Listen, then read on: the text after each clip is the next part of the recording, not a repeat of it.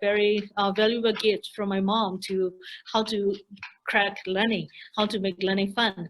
And now I want to share that with others. And since another thing about as an individual learner is everything we see around us is 3D. Since we were born, everything we touch is 3D, right?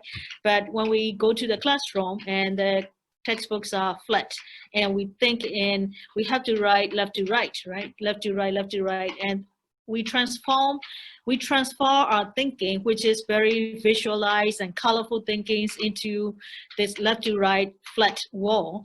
And it takes some time for us, everyone, including you, it takes some time for us to transfer our very colorful visual thoughts into words. But what if we can make learning fun again, this visual thoughts into visual learning with the 3D AR, augmented reality. Previously, augmented reality is just a fun tool for rich kids who can afford an iPhone and, some fancy gadgets. But now we 360 take the leadership in creating the augmented reality learning tools for bottom of the pyramid, basically. So in Myanmar, we have about 10 million students in K-12 category, and we make learning accessible, quality learning with the augmented reality accessible to up to 4 or 5 millions per year, through partnership with the government. And these are free apps that we create. And we also have the premium learning apps with the augmented reality. So our platform has free apps and also premium apps. And that's how we go. We are as a social enterprise. We're not just physically merely a business, running business for the sake of business, but we are helping solve the social challenge and social problem in the society with the business solution. For that, we receive awards from various places, for being a social enterprise and for the innovations and the creating learning tools, and also in the business model. And in terms of business model, we have business partners, since we do B2B, B2C, and also B2G. And corporate sponsors also sponsor the free app for the entire nation for making learning free for all. But we place their logo in the apps and things like that. So this type of creative collaboration with the B2B, not just business to business, but the corporate sponsorship type. So we are quite innovative in terms of creating the project and also in terms of doing the business and partnership with the government. It's because of my background and interest in policy, and we learned at Harvard that we can't work alone. We have to work PPP, private and public partnership, and especially education is very, very important subjects to leave it in the hands of government alone. So we decided to chip in and also work together. Interesting. So, what inspired you to be an entrepreneur? When you first started off as a teacher, was it an accidental, career switch, or you intended to be an entrepreneur right at the beginning? Yeah. I was a teacher and a daughter of a teacher, and all my relatives were the employees of, some employer, government, or as well. But it's always started with frustration. When I see something, it's frustration, but it's no frustration comes just as a frustration. It's a flip of the coin of the challenge is the opportunity. And I am curious to turn the coin to another side and turn it into opportunity. In Myanmar too, when I came back from Harvard in 2016, the textbooks are changed, but the teachers do not have the audio of their textbooks. Learning English without the audio is very challenging. So I approach government and tell them, that's an easy answer. Why don't you fix it? It's so expensive and blah blah blah. They said, no, it's not expensive. Let me help. And I create the app and donate it, for the entire nation. And that became the start of the free apps. And then later we added the premium learning apps too. So the challenge is the government textbooks are new, but the teachers do not have the audio and the learning aids in the digitally. If the government transfer those audio files with a CD, people do not have the CD players at home anymore, and Myanmar has about 30% of the countrywide, electricity coverage, and 70% will not have chance otherwise.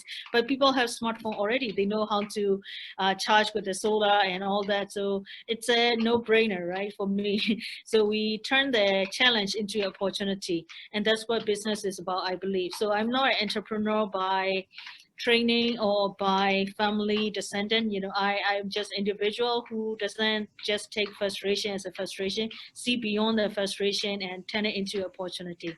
So that's me.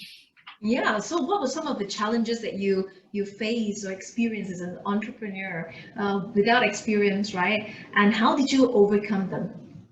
Yeah, this is my third startup.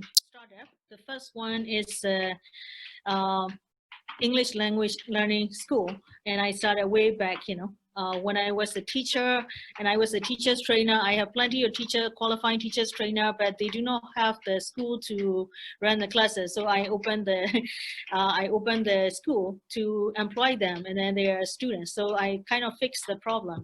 And the second opportunity was I was a gamer, and there's a long queue to play game, especially on the weekend when I'm free. And one day I decided to come to Singapore, buy the console, and start at the game center. So I always turn this frustration into the opportunity, and this opportunity is also turning the frustration into business opportunity as well. Of course, there are many challenges, especially in Myanmar. When we talk about AR, VR in 2016, people look at you like an alien. What are you talking about? Which world you come from? Where have you been? And people knew that I was studying abroad in Harvard, and they thought I was Harvard Knight or whatever. They thought it must be crazy to come back and talking about all these. And then especially I went back to Silicon Valley to learn more about AR, VR. So people ask me to come back for jobs. You want to apply job anytime, come back, but don't think about this crazy idea that will never take off. But that's a gamer spirit I have. Gamers usually do not give up. Gamers, especially when the levels is tough, we want to take it as a challenge and overcome that. So as a gamer spirit, losing is failure is it's daily life, right? So we just learn it and pick ourselves back and keep going. So even now in COVID-19 time, it's lots of challenges. And EdTech in 2016 was not easy, and building the team of AR, VR engineers in Myanmar in 2017, it was not easy. And getting the funding to do this startup, when the market is not ready, there's no other education technology apps in the market, and then creating that is not easy. Nothing was easy, but it makes learning more challenging and also fun. That's how I take it. Right, interesting. So how did you go about leveraging on digital technologies to transform the education reform process through, the emerging technologies that you talk about, VR, AR, branching into the unknown back then, and then plugging in all the appropriate technologies you need to build this edtech startup. So how did you go about that in terms of choice of tools available? Or do you develop from scratch? And yeah, maybe share with us your whole digital transformation journey. Yeah. Right. I started with the VR because I really like the empathy machine, VR as an empathy machine. I became in the shoes of another person and learn about his or her world, and that I really enjoy. And I learned to create VR films by myself and do the editing. But coming back to Myanmar in 2016, it's a reality check. VR is not ready for Myanmar yet. Myanmar is not ready for VR, and VR is not ready for everybody yet because of some people have glasses and some phones are not VR ready and all that.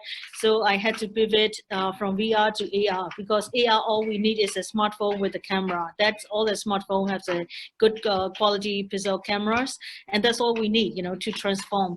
So we use the AR technology mainly for that, and then that's pivoting had to happen because of the market not being ready. And technology, everything is possible, especially if you have the dreams and imagination and creativity.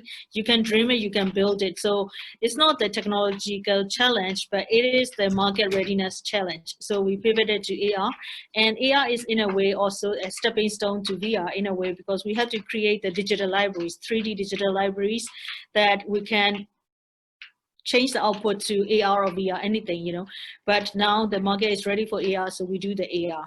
And that's one challenge, one basic challenge we have. And the second is the building the team. Building the team who can build this AR, you know, AR and VR.